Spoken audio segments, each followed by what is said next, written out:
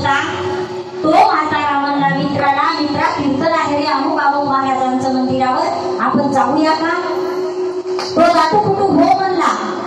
पुन्हा गेला, सप्ताह होता गावामध्ये, पुन्हा गेला बोलवायला.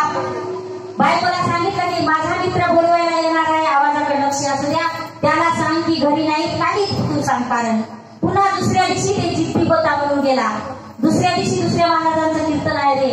पुन्हा दुसऱ्या दिवशी काहीतरीच कारण सांगायला लावलं. पुन्हा तिसऱ्या दिवशी त्याला दुसऱ्या दिवशी सांगितलं की उद्या मी याला बोलवायला येत नाही, कारण याच्या आवडीचा विषय नाही, याच्या आवडीचा विषय दुसरा आहे. आणि तिसऱ्या दिवशी अचानक बुडा म्हातारा त्याला बोलवायला गेला मित्राला.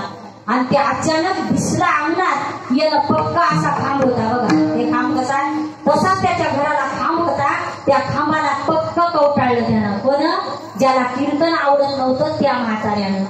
चालणारे म्हणला कीर्तन सुरू झालं, अभंग सुरू झाला, वाजवणारे खूप छान दणदण साऊंड सिस्टीम आहे तशी चांगली आहे आणि खूप मन भरून गेले. चल कधी मला जातो कधी नाही वाटत आहे.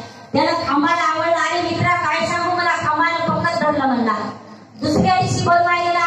दुसऱ्या दिवशी म्हणला मला खांब सोडीच ना, मी कालपासून खांबाला जिंकून आहो. बरं म्हणला. तिसऱ्या दिवशी गेला. तिसऱ्या दिवशी म्हणला मला खांबच सोडलं. काय करू म्हणला, मला खांब सोडीनं. आता हे खांब खरंच त्याला सोडीनं का सांगा?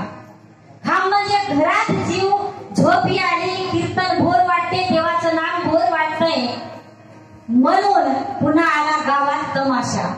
पार पडलं कीर्तन, सप्ताह पार पडला, महाप्रसाद झाला, पुन्हा आला तमाशा.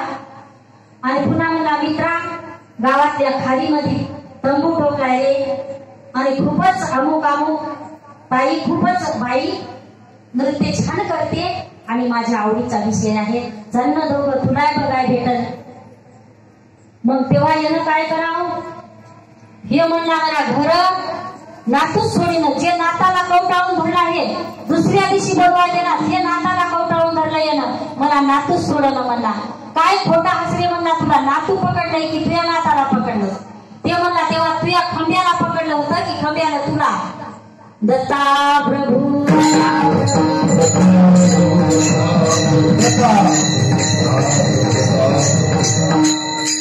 तात्पर्य सांगायचं असं आहे की बाळगीर महाराज म्हणतात की प्रपंच करा तुम्ही, घर चांगलं झालं म्हणून घराचे खंबे चांगले तुम्ही बांधले, पिल्लरचं घर बांधलंय म्हणून त्याला कवटाळून बसू नका.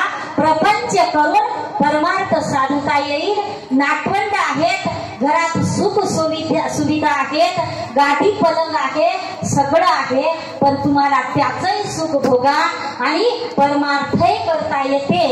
पण तुम्हाला परमार्थ कसा करावा लागेल, तुमचे दोन्ही गोष्टी साधतील, पण परमार्थ कशा प्रकारचं नाम घ्यावं लागल दुसऱ्या चरणातून ऐकूया.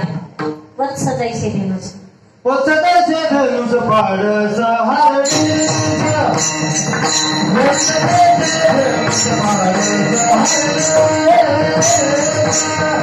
जैसे धनुष पाडस